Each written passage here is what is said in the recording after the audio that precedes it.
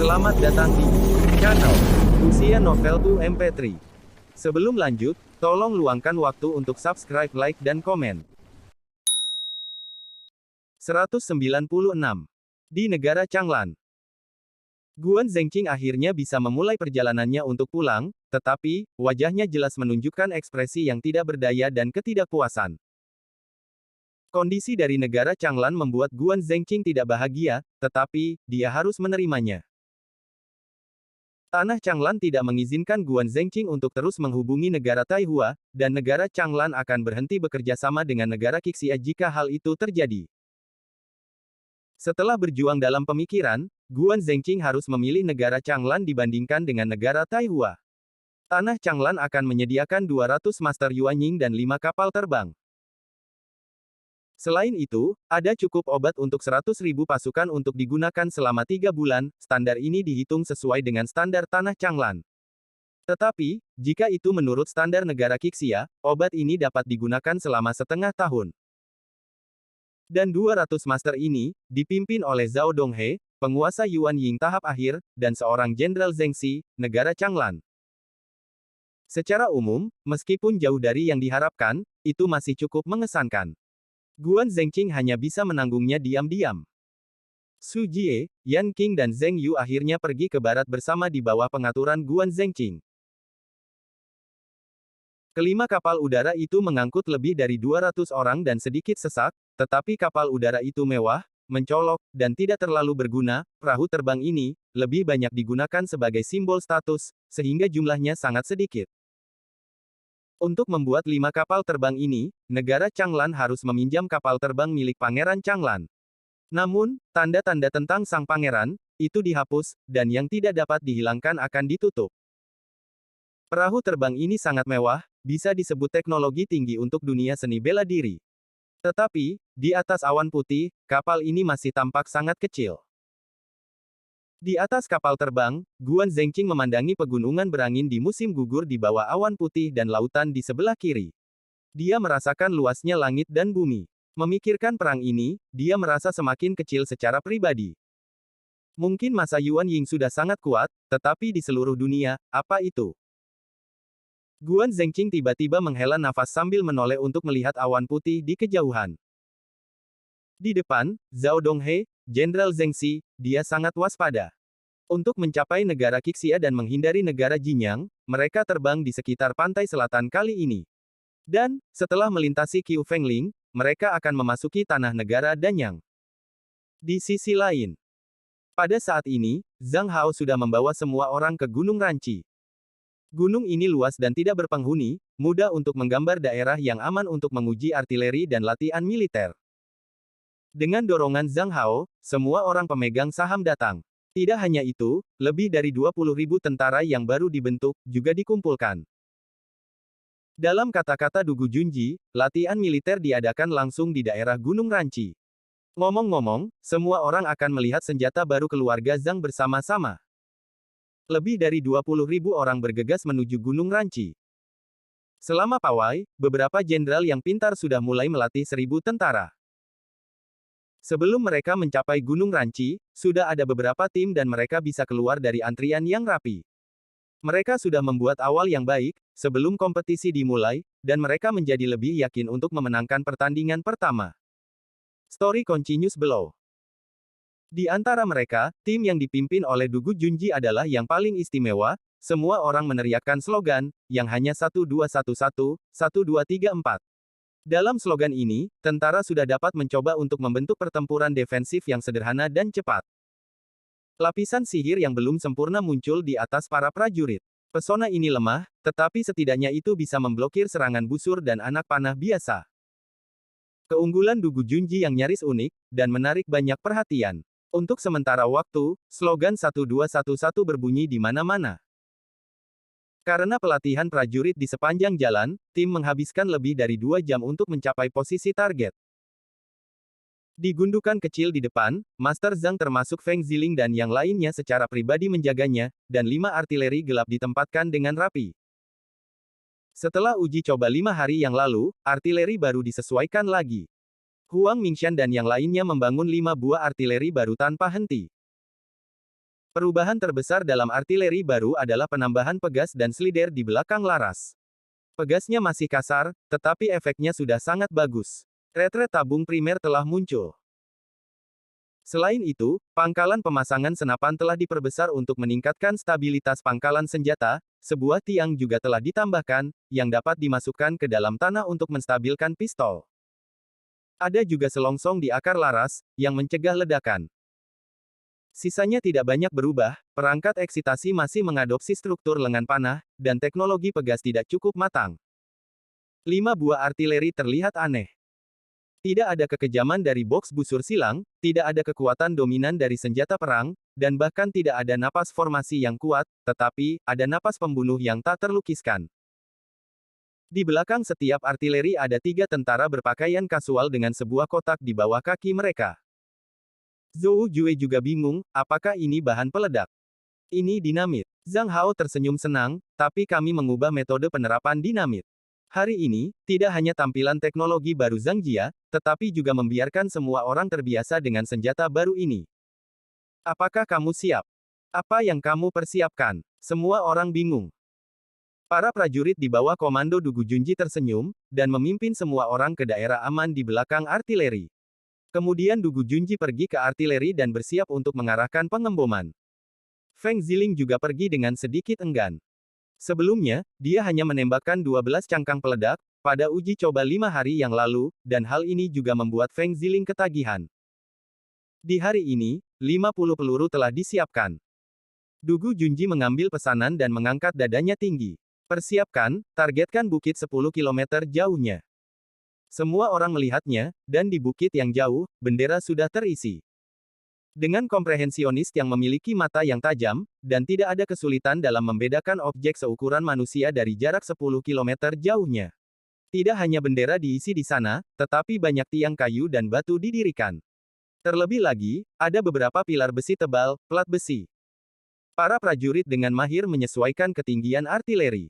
Selama beberapa hari terakhir, 15 prajurit yang dipilih dengan hati-hati ini berlatih dengan menembakkan amunisi aktif.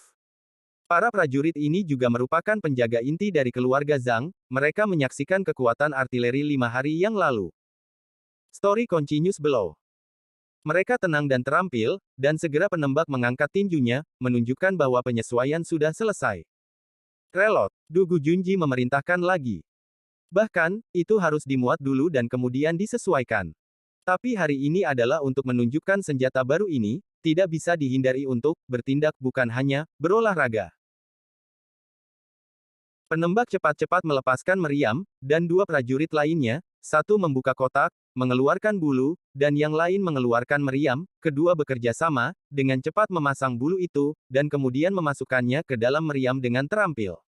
Penembak itu segera mengencangkan laras senapan, memasukkan kait, dan setelah melakukan segalanya, mengangkat tinjunya lagi, menunjukkan bahwa semuanya sudah siap. Menunggu 5 orang untuk siap sepenuhnya, Dugu Junji tiba-tiba melambaikan spanduk. Lepaskan. Momen selanjutnya. Bum bum bum. Bumi bergetar. Meriam Wuseng hampir saling menindih, dan 5 kelompok api disemprotkan dari moncongnya yang hampir 2 meter jauhnya. Lebih dari 20.000 orang terpana oleh kebisingan yang tiba-tiba. Terutama yang dekat, ada banyak orang yang ditakuti. Bahkan Zhou Jue melompat kaget karena suara ledakan ini. Dugu Junji tidak memesan lagi. Dia memegang bendera di tangan kanannya dan meletakkannya, dan menunjuk ke gunung yang jauh dengan tangan kirinya. Perhatian semua orang, kamu dapat melihat serangan dalam waktu sekitar 10 napas.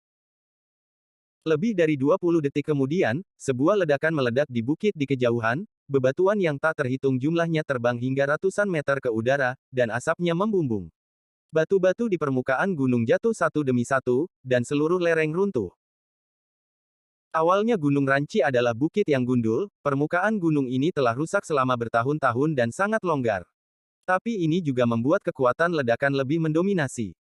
Semua orang tercengang lagi. Meskipun mereka melihat artileri untuk pertama kalinya, serangan pertama mereka meninggalkan kesan yang tak terlupakan di hati mereka. Dengan jarak serangan 10 km, setengah dari lereng bukit runtuh. Dugu Junji melambaikan bendera lagi, dan para prajurit dengan terampil melepas cangkang dari laras senapan dan melemparkannya ke tanah. Semua orang melihat shell yang kosong dan kemudian melihat shell yang lengkap di sebelahnya, samar-samar mengerti. Tampaknya setengah dari hal ini ditembak. Setelah tentara menarik diri dari shell, laras mulai melorot. Dugu Junji tersenyum. Pergi, ayo pergi dan lihat. Dengan itu, ia memimpin dalam terbang maju. Semua orang ragu-ragu sejenak dan berbondong-bondong mengikuti. Ketika mereka sampai pada ledakan, semua orang bahkan lebih kagum. Setengah dari lereng terjatuh dan bagian belakang lereng sangat terpengaruh. Di lokasi ledakan, beberapa tumpukan kayu, batu-batu besar, berserakan. Zhou Jue menemukan pilar besi setebal setengah meter. Pilar besi itu sebenarnya ditekuk hingga 90 derajat. Puing-puing pecahan peluru, berukuran hanya 1 inci menancap di tengah. Dan lempengan besi, yang berukuran 1 meter dan tebal 10 cm, sekarang sudah menjadi saringan, dan banyak pecahan-pecahan bom pada lempeng besi itu. Pada saat ini, beberapa orang benar-benar membersihkan batu yang lepas dan seterusnya, mengungkapkan 5 kawah besar. Kali ini, karena cangkang menghantam lereng bukit dengan kecepatan yang tinggi, dan cangkang dioptimalkan, kedalaman kawah sekunder lebih dari 4 meter dan diameter lebih dari 15 meter. Cerita bersambung di bawah ini. Zhou Jue melihat kawah ini dan menghirup udara. Dalam radius 15 meter, periode Jindan mungkin tidak dapat bertahan hidup. Bahkan jika itu adalah periode Yuanying, ia akan terluka parah jika tidak siap. Adapun tentara biasa, dalam radius 100 meter, itu akan hancur. Senjata ini mengerikan. Dan jaraknya hingga 10 kilometer. Periode Jindan menyerang dengan busur dan anak panah ajaib, itu juga dapat mencapai 10 km, tetapi, itu tidak memiliki banyak kekuatan. Pedang terbang di periode Yuanying dapat mencapai 10 km atau bahkan lebih jauh, tetapi juga tidak memiliki daya bunuh seperti itu. Seseorang langsung setuju di sebelahnya, dan semua orang memandangi 5 kawah di sekitar mereka dengan heran. Kemunculan tiba-tiba dari senjata baru ini, membiarkan semua orang merasakan kekuatan era baru. Dugu Junji tersenyum tipis di sampingnya, hasil seperti itu benar-benar diharapkan. Untuk sementara, Dugu Junji berkata, semua orang, hampir waktunya, mari kita kembali. Akan ada gelombang serangan artileri berikutnya. Artileri. Benda ini disebut artileri. Tanya Zhou Jue segera. Ya, senjata ini disebut artileri, dan apa yang ditembakkan disebut kerang peledak. Cangkang ini telah diisi dengan bahan peledak. Semua orang, kita akan kembali. Menurut rencana, setelah kembali, kita akan menunjukkan berbagai mode serangan dari artileri. Semua orang meninggalkan bukit dengan kagum, tetapi Dugu Junji mengarahkan para prajurit untuk menyortir bukit.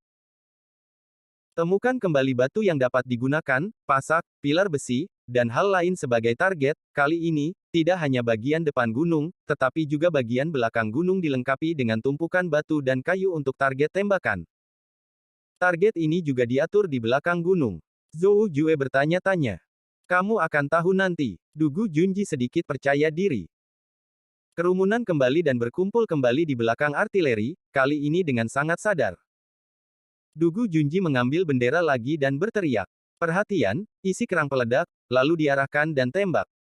Rencana tembakan berikutnya adalah melangkah. Serangan tidak terlihat. Serangan tidak terlihat. Setelah mendengarkan, semua orang memikirkannya.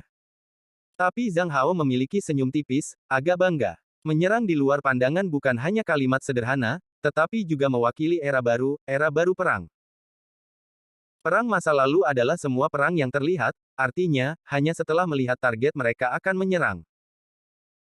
Meskipun ada kutukan di dunia spiritual, jumlahnya terlalu kecil, itu hanya dapat dianggap sebagai tambahan belaka. Ini hanya bisa dianggap sebagai sarana, bukan sebagai serangan. Hanya setelah artileri muncul, apakah ada istilah, tembak-menembak, dan juga serangan di luar penglihatan. Alasan mengapa artileri dapat digunakan sebagai simbol era baru bukanlah artileri itu sendiri, tetapi kekuatan artileri. Ini adalah kekuatan artileri yang membuka era baru. Artileri meraung lagi. Kali ini, peluru diisi terlebih dahulu, dan kemudian artileri diarahkan dengan terampil. Dibandingkan dengan sudut ketinggian sekitar 40 derajat sebelumnya, kali ini langsung disesuaikan ke 55 derajat. Dugu Junji berteriak. Nomor 1, ketinggian 55 derajat, siap. Lepaskan. Boom. Artileri nomor 1 ditembakkan. Sekitar 30 detik kemudian, peluru itu benar-benar jatuh ke puncak gunung. Cerita bersambung di bawah ini. Dugu Junji berteriak lagi, artileri kedua, 56 derajat ketinggian, bersiaplah, lepaskan. Boom. 30 detik kemudian, peluru meledak di belakang gunung. Ini adalah serangan yang sempurna, tidak terlihat, tetapi juga serangan jarak jauh. Tetapi Dugu Junji tidak puas, dia berteriak lagi, artileri ketiga, ketinggian 57 derajat, bersiaplah, lepaskan. Boom. Setelah lebih dari 30 detik, cangkang meluas ke depan lagi, dan semua orang tidak bisa lagi melihat, namun asap dari ledakan karena terhalang oleh gunung masih terlihat, dan juga, ada batu yang bergulir hingga ke depan gunung, dan dapat dilihat bahwa ledakan di belakang gunung itu sangat kuat. Dugu Junji terus berteriak, artileri nomor 4, ketinggian 60 derajat, bersiaplah, lepaskan. Boom. Kali ini kerang peledak tidak melintasi bukit, tetapi, meledak di sisi bukit. Dugu Junji terus berteriak, artileri nomor 5, ketinggian 58 derajat, bersiaplah, lepaskan. Boom. 30 detik lagi, ledakan terjadi di belakang gunung. Dugu Junji segera meminta orang untuk mengamati, dan para prajurit dengan cepat kembali untuk mengkonfirmasi bahwa jarak antara serangan kelima dan ketiga adalah yang terjauh. Dugu Junji segera memerintahkan. Semuanya bersiap, sudut ketinggian 57 derajat, siap untuk dilepaskan. Boom boom boom. 5 artileri meraung lagi pada saat yang sama, 30 detik kemudian, langit di belakang puncak meledak menjadi jelaga, bebatuan di depan puncak runtuh, tanah longsor terjadi, dan seluruh puncak terguncang. Dugu Junji tidak berhenti, tetapi memesan lagi. Sesuaikan dengan sudut 65 derajat dan luncurkan. Boom boom boom. 5 peluru meledak di kaki gunung, dan pemandangan ledakan tragis muncul lagi di depan semua orang. 68 derajat, luncurkan. 70 derajat, luncurkan. Sangat bagus. Disesuaikan dengan 40 derajat, 5 tembakan berurutan, 1 tembakan lebih tinggi setiap kali. Dengan 25 cangkang tersisa, kelima cangkang ditembak dalam satu baris dan semua cangkang dikosongkan.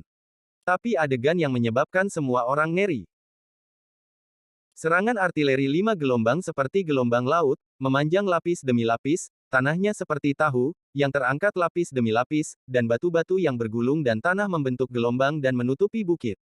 Pada saat serangan terakhir, Bukit Malang ini berubah menjadi berantakan. Melihat bukit yang perlahan runtuh seperti balok bangunan, mata semua orang perlahan melebar, dan mereka penuh dengan yang luar biasa. Jika puncak gunung runtuh, jika Master Puncak Yuanying mencoba yang terbaik dan menambahkan setengah kematian, dia hampir tidak bisa melakukannya.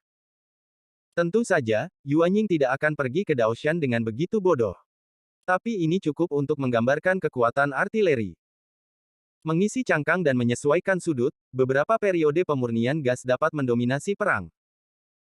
Khususnya pemandangan 5 salvo terakhir dan kemajuan seperti karpet sangat mengejutkan. Bayangkan jika ada legiun di depan, itu sekarang dihapus. Bahkan jika ada sisa-sisa, tidak ada kekuatan bertarung, dan bahkan kepercayaan diri tidak banyak. Setelah terkejut, pertanyaan semua orang seperti pegas, yang tidak berhenti. Zhang Hao menjawab satu per satu. Cerita bersambung di bawah ini. Keluarga Zhang berproduksi dengan kapasitas penuh. Diperkirakan dalam 10 hari, kita dapat memiliki 20 buah artileri dan 2000 peluru. Cukup untuk mendukung perang kecil dan menengah. Artileri itu mahal, dan seluruh tubuh ditempa dengan baja bermutu tinggi. Harga setiap artileri adalah 500.000 batu roh kelas atas. Setiap peluru bernilai 50 batu roh kelas atas. Harga biaya Zhang tidak nyaman untuk diinformasikan. Karena kami menjual teknologi. Bahan baku tidak sama dengan harga produk jadi. Teknologi artileri dan bahan peledak milik keluarga Zhang. Meskipun asal mula teknologi mesiu dimulai dari Xing Lintang hanya menyelesaikan sepertiga dari penelitian fuzi, dan kami telah membeli semua data penelitian. Dan 2/3 dari penelitian yang lebih penting dilakukan di keluarga Zhang. Zhang Jia sebelumnya dianggap sebagai saham di Ocean Group, termasuk 3 generasi pertama teknologi peleburan besi, 3 generasi pertama teknologi alat mesin, 3 generasi pertama teknologi turbin uap, generasi pertama teknologi baja, generasi pertama teknologi pembuatan kapal. Hitam dan putih, jelas. Ini tidak termasuk bubuk mesiu atau artileri. Karena itu, jika pasukan grup kelautan ingin menggunakan artileri, itu membutuhkan pembelian tambahan. Dan kredit juga diizinkan. Biaya pembelian didistribusikan secara merata sesuai stok. Semakin banyak stok yang Anda miliki, semakin besar alokasi. Tapi jangan khawatir, kami memiliki senjata sehingga kami bisa mencapai rumah Jinyang dan merebut istana mereka. Pada saat itu semua biaya akan kembali. Bahkan, Anda dapat menghasilkan banyak uang. Apa? Tidak ada kepentingan dalam perang? Tidak, tidak, tentu saja ada kepentingan dalam perang. Jika tidak, apa gunanya negara Jinyang menyerbu kita? Namun, karakteristik perang adalah kemenangan untuk semua. Karena itu, kita harus menang. Dalam latihan militer ini, Dugu Junji tidak akan menggunakan artileri. Karena teknologi artileri untuk sementara milik keluarga Zhang, dan Dugu Junji ingin bersaing dengan komandan grup kelautan. Artileri hari ini hanya untuk demonstrasi dan untuk memberitahu semua orang bahwa kami akan menggunakannya di masa depan. Menghadapi pertanyaan yang tak terhitung jumlahnya, Zhang Hao menjawabnya satu persatu, dengan jelas dan lugas. Bahkan, ketika Zhang Jia menandatangani perjanjian dan Zhang Jia bergabung dengan Ocean Group, Zhang Hao memikirkan langkah ini. Zhang Jia bergabung dengan Ocean Group pada waktu itu, semua teknologi yang dimiliki oleh Zhang Jia pada waktu itu, tetapi tidak termasuk peneliti seperti Huang Mingxian, apalagi termasuk teknologi masa depan. Kemarahan dari awal berangsur-angsur menjadi tenang. Zhang Hao berkata, tidak masalah. Akhirnya, Zhang Hao menambahkan. Karena artileri menggunakan sejumlah besar baja generasi pertama dan teknologi lainnya, harga sebenarnya dari artileri hanya akan 200.000 batu roh kelas atas untuk pembelian kelompok artileri, peluru artileri hanya memiliki 10 batu roh kelas atas. Untuk menanggung 60,52% dari biaya.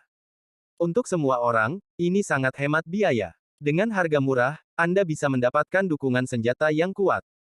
Semua orang memikirkannya, hei, inilah alasannya. Zhou Jue segera berkata, pertama, beri kami legiun masa depan, beli 500 artileri. Kredit sementara. Tidak masalah. Zhang Hao tertawa diam-diam, tetapi kredit, itu membutuhkan tekanan rendah. Hipotek. Haha, Zhou Jue tiba-tiba memiliki kepala yang cerah. Cerita bersambung di bawah ini. Semua orang segera membujuk. Zhang Hao terpana dengan proposal Zhou Jue yang tak tahu malu, kamu benar-benar berbakat, kamu bisa memikirkannya. Tetapi pada saat berikutnya, Zhang Hao tertawa. Saudara Si, lamaran Anda pada prinsipnya bekerja. Tetapi ia memiliki masalah besar, yaitu yang bisa Anda hipotek adalah saham Zhang Jia di Dayang Group, bukan Zhang Jia. Setelah Anda membuat keputusan seperti itu, keluarga Zhang akan menjadi pemegang saham yang mengendalikan saham Dayang Group tetapi tidak terikat oleh rapat pemegang saham atau rapat dewan Dayang Group. Pada saat itu, Zhang Jia dapat mengendalikan Ocean Group melalui saham, tetapi Anda tidak memiliki cara untuk membatasi Zhang Jia. Setelah digadaikan, itu mewakili saham keluarga Zhang dan tidak lagi menjadi milik Dayang Group. Zhou Jue membeku sebentar dan mengerti. Dan tiba-tiba tertawa, aku bercanda. Haha, bercanda. Jangan menganggapnya serius, saudara. Zhang Hao tersenyum misterius. Sungguh, tapi aku benar-benar ingin menganggapnya serius. Zhou Jue menyeringai. Terkikik ketika Anda harus. Satu malam berlalu. Keesokan harinya, lebih dari 20 jenderal memulai pemilihan mereka di sini di Gunung Ranci. Semua orang mati-matian melatih 1.000 tentara mereka, dan telah memberikan berbagai penghargaan luar biasa setelah kemenangan. Tetapi dari waktu ke waktu, semua orang pergi ke Dugu Junji untuk mencuri guru foyer. Terlebih lagi, setelah tembakan artileri kemarin, semua orang agak waspada terhadap Dugu Junji, dan banyak jenderal bahkan bergabung, di awal besok, kita akan membunuh Dugu Junji terlebih dahulu. Pelatihan Dugu Junji sangat menarik. Dalam latihan normal, saya meneriakkan 1, 2, 1, 1, 2, 3 dan 4, ketika tiba waktunya untuk berlatih pertempuran, Dugu Junji meminta para prajurit untuk memanggil slogan, 1, 2, 3, 4, 2, 3, 4, 4. Dengan memecah garis pertempuran menjadi langkah-langkah sederhana dan pasti, dan membiarkan tentara mengingat slogan. Tidak perlu dikatakan, ada bayangan Zhang Hao dalam metode pelatihan seperti itu, tetapi Dugu Junji memang memiliki keterampilan nyata dan dapat sepenuhnya mengintegrasikan ide-ide yang diberikan oleh Zhang Hao ke dalam pelatihannya sendiri. Zhang Hao berdiri di puncak gunung dan mengamati dengan tenang. Zhang Hao berpikir, latihan artileri kemarin tentu saja sangat baik, tetapi mereka sangat bagus. Saya takut bahwa dalam latihan konfrontasi besok, Dugu Junji akan menjadi target bersama semua orang. Tapi ini juga cara terbaik untuk menguji kemampuan Dugu Junji. Jika Dugu Junji dapat mengalahkan lebih dari 20 jenderal, ia pasti akan menjadi komandan yang layak, dan ia tidak akan keberatan bahkan pada masa Bayi Yuan. Zhang Hao percaya bahwa Dugu Junji harus memiliki kemampuan ini. Lawan Dugu Junji lebih seperti sepotong pasir, masing-masing dengan perhitungannya sendiri. Terkadang, rekan tim babi benar-benar di luar imajinasi, dan dapat membunuh semua rekan tim. Fajar hari ketiga datang dengan tenang. Kompetisi sudah dimulai. Tepatnya, kompetisi sudah dimulai sejak dini hari. Tapi satu hari latihan kemarin, kita masih harus mempertimbangkan situasi rekrutmen, jadi sampai subuh, tidak ada tim yang bisa bertindak. Dugu Junji adalah yang pertama bertindak. Dia memimpin tentara untuk menyerang tetangga pertama, dan ketika tim serangan bereaksi, Dugu Junji sudah menghilang dengan tentara. Cerita bersambung di bawah ini. Itu hanya menghilang dari udara tipis, dan lebih dari 1000 orang tidak dapat menemukan jejak sedikitpun. Namun tim yang diserang oleh semua telah menjadi gemuk di mata orang lain. Huru-hara pecah, dan huru-hara berlanjut sampai siang. Pada saat yang paling kritis dari pertempuran itu, Dugu Junji diam-diam keluar dari sungai bersama para prajurit. Mereka sekali lagi menyerang tim musuh, dan, berdiri di tempat yang tinggi, tidak lagi tersembunyi. Menghadapi pengepungan semua orang, Dugu Junji sangat percaya diri. Kamu lelah sekarang, istirahatlah yang baik. Ya, semua orang bertarung selama satu pagi, dan lebih dari selusin lawan telah tersingkir, tetapi sisanya sudah kelelahan, dan banyak tim memiliki lebih dari setengah korban mereka. Dan sejak subuh sampai sekarang, saya belum beristirahat dengan baik. Bahkan, di medan perang nyata, pasukan yang telah berkurang lebih dari setengahnya telah lama runtuh. Dugu Junji meminta anak buahnya untuk mengambil makanan kering dan mulai mengunyah. Makanan kering disembunyikan di atas bukit. Saat melihat makanan Dugu Junji, semua orang merasa lega dan bersiap untuk beristirahat. Namun, mereka tidak menyangka bahwa Dugu Junji hanya makan 3 poin, dan sementara semua orang masih makan dan minum, Dugu Junji memimpin pasukan untuk bergegas turun. Dibebankan dari ketinggian, lingkaran yang melingkar di bawah tidak bisa menghentikannya. Dugu Junji menuduh, terutama dua tim dengan pelestarian kekuatan paling lengkap. Setelah tuduhan, kedua tim juga diganti.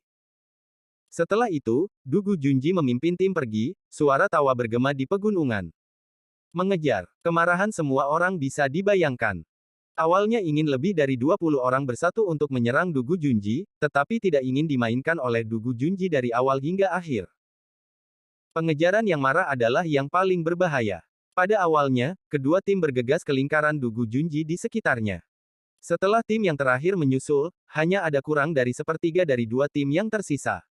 Korban seperti itu jelas tidak bisa terus bersaing. Bahkan prajurit paling elit, yang pernah dibunuh oleh lebih dari 2/3, pada dasarnya runtuh. Kecuali itu adalah jenis yang tidak memiliki jalan keluar. Setelah itu, Dugu Junji memulai permainan memancing.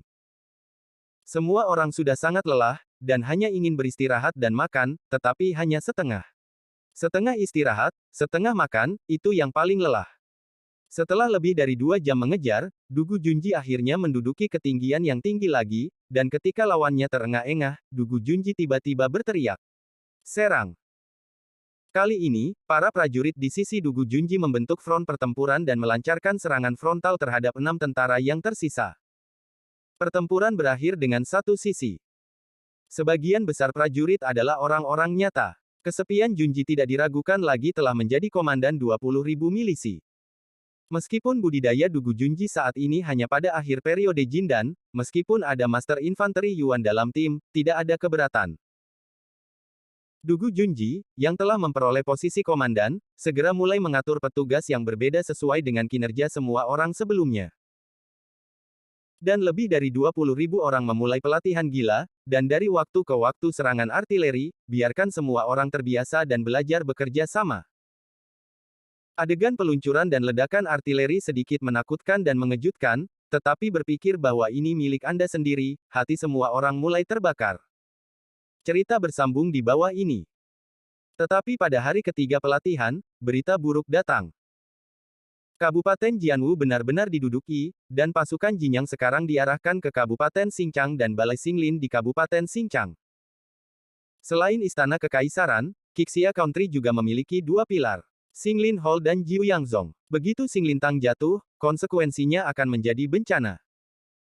Zhou Shuiyao, yang telah mempelajari obat-obatan baru, bergegas ke Zhang Hao dengan gugup dan meminta Zhang Hao dan Dayang Group untuk mengirim pasukan. Di Aula Negara bagian Qixia, Guan Zhengqing membawa Jenderal Zhen Dongzhao dari Perubahan Negara untuk menemui Kaisar baru, Pangeran Liu Feng yang baru berkuasa selama 10 hari. Liu Feng melotot ke Guan Zhengqing. Kakak kedua saya, karena Anda bisa melarikan diri, mengapa Anda tidak menyelamatkan kakak kedua saya? Guan Zhengqing menghela nafas, dia sudah menjelaskannya di Yusufang, 2 kali, tetapi tidak berharap untuk bertanya di aula lagi. Pangeran ini terlalu tidak dewasa. Jam berapa sekarang? Aku masih peduli tentang hal-hal ini. Apakah Anda harus menjelaskannya untuk ketiga kalinya? Selain itu, melihat ekspresi sang pangeran, itu jelas interogasi. Ya, dalam pandangan Guan Zhengqing, Liu Feng masih seorang pangeran sekarang, dan dia tidak mampu membayar tanggung jawab permaisuri. Cukup, Zhao Donghe tidak bisa melihatnya lagi. Yang mulia, kami telah memutar sejauh lebih dari 20.000 mil, dan kami datang ke sini untuk menghindari mata kerajaan Jinyang dan kerajaan Danyang, dan datang ke sini untuk membantu. Jika negara Qixia masih memiliki kemampuan untuk bertarung dan bersedia untuk bertarung, kami akan melakukan yang terbaik. Jika negara Qixia tidak siap untuk bertarung, atau tidak lagi memiliki kemampuan untuk bertarung, maka saya akan segera kembali dan berhenti mengganggu negara Anda. Apa yang dikatakan Zhao Donghe itu sulit, tidak ada rasa hormat sama sekali. Juga, semua orang telah menjadi Qiyucu selama ribuan tahun, meskipun situasinya memaksa dan dipaksa untuk bekerja sama, nada suaranya jelas tidak terlalu baik. Pada saat ini, Kementerian Pertahanan Sangsu juga menyebutkan, Yang mulia, sekarang Kabupaten Jianwu telah jatuh, dan sasaran tentara Jinyang berikutnya adalah Balai Xinglin. Yang mulia, kita harus segera mendukung Xinglintang. Liu Feng berpikir sejenak dan tiba-tiba berkata, apakah tidak mungkin membiarkan orang-orang Xinglintang mundur ke belakang? Lalu kita dapat mengecilkan garis pertahanan. Dan Xinglintang juga dalam bahaya. Hehe, Zhao Donghe tersenyum, seolah-olah dia telah mendengar lelucon terbaik. Ada seorang kaisar di dunia ini. Hal pertama yang saya pikirkan bukanlah berkelahi, tetapi mundur. Mengapa Anda tidak ingin menyerah? Mungkin Anda bisa menyelamatkan seluruh keluarga Anda. Kemudian Perdana Menteri Ouyang Xi juga muncul dan membujuk. Yang mulia, tidak bisa mundur. Pikirkan Xinglintang sangat penting. Dan ada banyak bidang obat di sekitar Xinglintang, dan bahan obat dari negara Qixia, Xinglintang dapat memberikan 30%. Begitu Xinglintang jatuh, konsekuensinya bisa menjadi bencana. Namun, Husang Sangsu, semuanya telah menyarankan. Semua orang di Liu Feng, menentang, dengan dirinya sendiri, dan sedikit panik. Namun, kekuatan militer kita saat ini tidak cukup. Wu Fanghai dan Su Jianzong sekarang memiliki kurang dari 300.000 tentara di tangan mereka, nyaris tidak dapat menghalangi pergerakan barat kerajaan Jinyang. Untuk Kabupaten Xinjiang di selatan, itu tak terjangkau. Meskipun sisa pasukan negara itu juga memiliki jutaan, masih butuh 3 hari. Cerita bersambung di bawah ini. Pengawal kerajaan memerintahkan giginya dan berdiri. Yang mulia, izinkan menteri untuk memimpin beberapa pengawal kekaisaran untuk membantu Xinglintang. Liu Feng mendengus dingin, sang kaisar penembak jitu di bawah perlindunganmu. Apakah kamu masih memiliki kemampuan untuk melindungi Xinglintang? Panglima militer tiba-tiba tampak ungu pucat. Zhao Donghe dari negara Lan mencibir lagi. Ini benar-benar membuka mata hari ini. Guan Zhengqing, saya pikir saya mungkin datang ke tempat yang salah. Selamat tinggal. Liu Feng mengamuk, berhenti, mengapa kamu tidak datang ke sini dan pergi seperti yang kamu inginkan? Zhao Donghe menggelengkan kepalanya, dan itu bahkan lebih sopan untuk berbicara. Yang mulia, apa yang saya lihat sekarang adalah negara di mana negara itu di luar kendali dan genting, tetapi masih dalam kesulitan. Saya pikir Anda harus memiliki semua raja orang mati, Anda seharusnya tidak memiliki. Iya, kamu juga. Menteri Luar Negeri dengan tulus berharap negara Kixia menang. Pamitan. Belum lagi, dia berjalan keluar tanpa melihat ke belakang. Liu Feng gemetar, tetapi pada akhirnya dia masih tidak memesan intersepsi. Pada saat ini, Guan Zhengqing juga berbicara lagi. Yang mulia, perkenankan menteri dan komandan penjaga Ding Kui pergi ke Balai Xinglin untuk mendukung dan menebus kejahatan itu. Liu Feng dengan cepat menghembuskan nafas beberapa kali sebelum mendengus dengan dingin. Tepat. Juga, Guan Zhengqing memberimu tugas untuk membujuk Zhao Donghe untuk pergi ke Balai Xinglin bersama-sama. Di sebelahnya, Perdana Menteri berbisik pelan kepada Liu Feng. Yang mulia, berjanji semua orang hadiah. Liu Feng marah, dan menjanjikan hadiah Wall, hanya berbalik dan pergi, mundur. Aula itu sunyi, semua orang saling memandang, semua tercengang. Guan Zhengqing menghela nafas dan berkata kepada Ding Kui, Panglima Penjaga. Ayo, kita harus melindungi Xing Lintang, dan kemudian kita tidak akan bisa membayangkannya. Selain itu, Kementerian Urusan Militer masih berkomitmen untuk besi, dan Anda harus menggunakan waktu untuk mendesak bala bantuan di mana-mana. Tidak bisa ditunda. Yu Tiegan melihat ke atas ke aula dan menghela nafas dalam-dalam. Aku, mencoba yang terbaik. Guan Zhengqing mengangguk. Aku pergi duluan, untuk membujuk orang-orang seperti Zhao Donghe dan negara-negara lain di tanah yang bergejolak. Dalam kekacauan Cao Tang, Zhang Hao telah memimpin banyak pemimpin grup kelautan dan 5.000 tentara yang baru saja dilatih ke kaki Gunung Xing Lintang. Xing Lintang juga merupakan salah satu pemegang saham utama Ocean Group, jadi kali ini di bawah saran Zhang Hao, semua orang datang untuk mendukung bersama. Berapa banyak kekuatan yang dimiliki Ocean Group? Kelompok ini, yang mengumpulkan hampir setengah dari kekuatan Kixia, memiliki lebih dari 300 bayi, ditambah pekerjaan sementara, dan lebih dari 400 yuan pada bayi. Ada juga 5.000 prajurit yang telah dilatih. Ke-5.000 prajurit ini setidaknya merupakan masa fondasi, tidak ada kekurangan periode Jindan, dan mereka semua dipersenjatai dengan senjata baja dan baju besi. Tim juga memiliki 8 artileri dan lebih dari 900 peluru artileri. Zhou Suhai secara pribadi turun gunung untuk menyambut semua orang. Cerita bersambung di bawah ini. Ayah. Rusa Zhou Sueyao bergegas keluar dari sisi Zhang Hao dan bergegas ke sisi Zhou Suhai. Dengan senyum di wajahnya, Zhou Suhai dengan lembut menyentuh bagian atas kepala Zhou Sueyao, katakan pada ayah, apakah Anda menderita di keluarga Zhang? Tidak, ayah, bahan peledak telah berhasil dipelajari. Ayah tahu, kakak dan adikmu, Xie Hongsheng telah memberi tahu ayah. Itu adalah artileri. Zhou Suhai menatap 8 artileri di kejauhan, matanya penuh rasa ingin tahu. Meskipun Zhou Jue juga mengirim kembali giok-giok, catatan giok-giok terlalu kasar dan tidak jelas, dan kekuatan Zhou Suhai pada artileri masih belum diketahui. Hanya ada satu kesan, tidak kurang dari kekuatan peledakan diri awal Yuan Ying. Pada saat ini, itu jelas bukan kesempatan yang baik untuk narasi. Zhou Suhai menerima Zhang Hao dan yang lainnya, dan dengan sangat sederhana memperkenalkan situasi Xing Lintang kepada Zhou Jue, Zhang Hao, Dugu Junji, dan lainnya. Pada saat yang sama, Zhou Suhai juga menjelaskan situasi umum Kabupaten Xinjiang.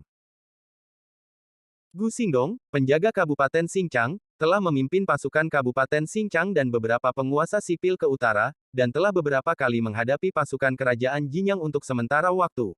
Situasinya tidak terlalu optimis. Setelah mendengarkan analisis, Zhou Jue segera menyambut Tuan Yuan Ying ke garis depan untuk mendukung, dan kemudian tentara maju. Setelah Zhou Suhai menjelaskan banyak hal, ia akhirnya memiliki kesempatan untuk mengamati 8 artileri.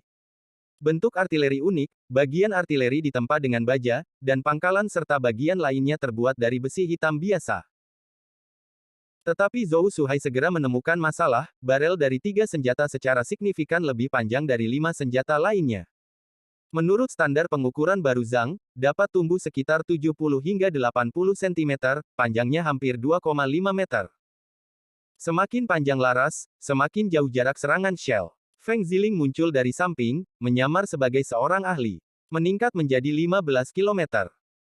Namun, meningkatkan panjang laras juga meningkatkan kesulitan manufaktur. 5 artileri pertama adalah artileri matang pertama. Barel memanjang ini adalah dari generasi kedua. Zhou Suhai mengangguk dan membelai artileri dengan ringan untuk sementara waktu. Dia tidak pernah berpikir bahwa dia adalah alkimia satu hati, tetapi dia membuka pintu untuk bahan peledak dengan cara yang kejam. Meskipun bahan peledak disempurnakan dalam keluarga Zhang, langkah pertama dimulai oleh saya sendiri. Hari ini, apakah ini akan menjadi pertama kalinya bagi peledak untuk mengekspos taring mereka ke dunia? Perasaan emosi, tetapi juga ingin melihat kekuatan artileri dengan matanya sendiri, sehingga ia juga maju dengan tentara. Dugu Junji sudah mulai berteriak, 5.000 pasukan terus bergerak maju, artileri dengan cepat diikuti oleh 2 kuda, dan ada perlindungan khusus untuk masa bayi selama 4 minggu. Di belakang ada kereta yang didedikasikan untuk membawa kerang. Setiap cangkang diisi dengan jerami kering yang halus, dan cangkang serta bulu halus dipisahkan. Setelah Zhang Hao, Dugu Junji, Zhou Jue dan yang lainnya tiba di garis depan, mereka langsung disambut oleh Gu Xingdong.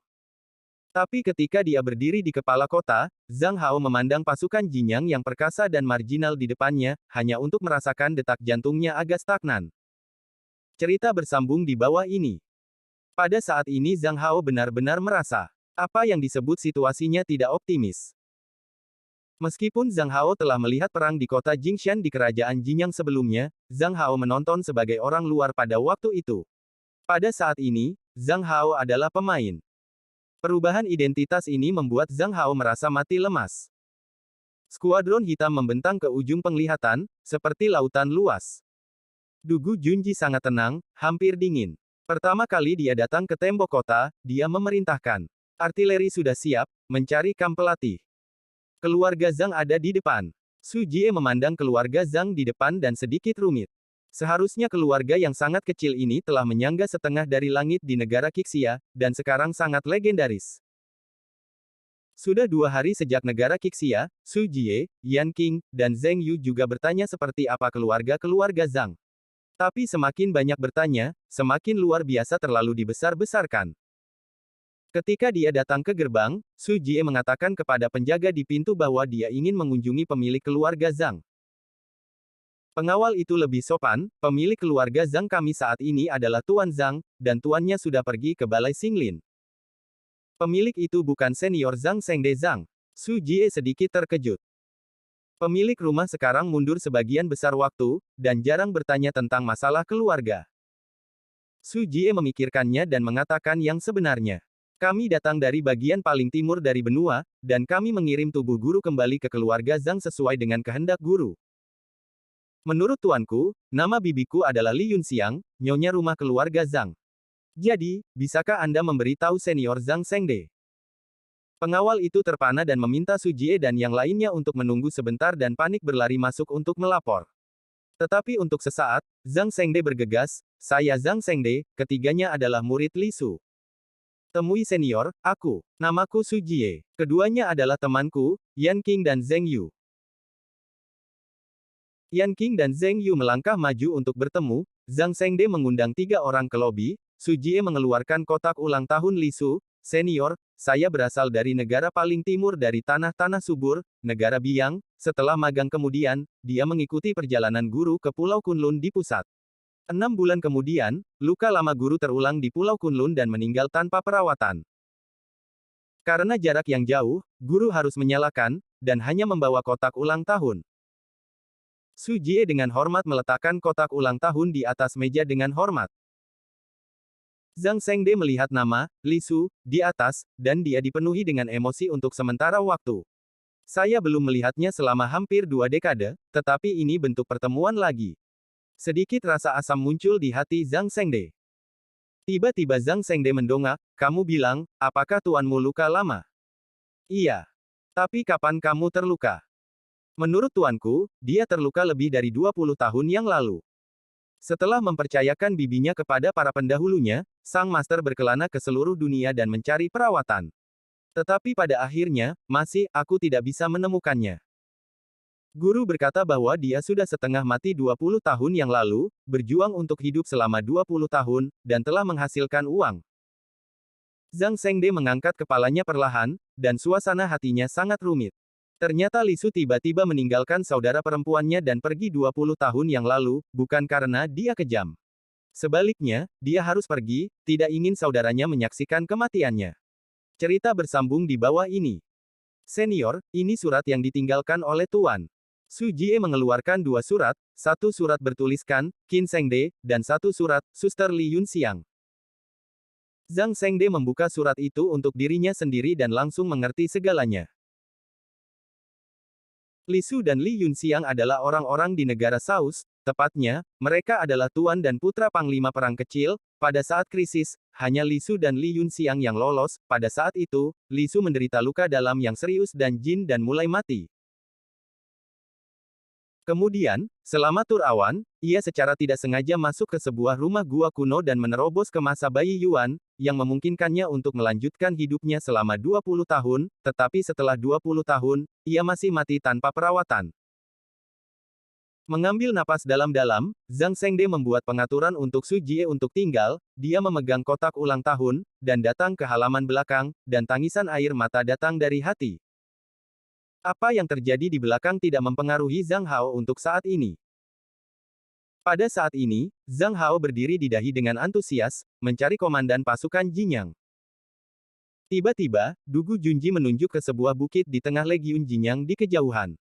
Apakah ada di sana?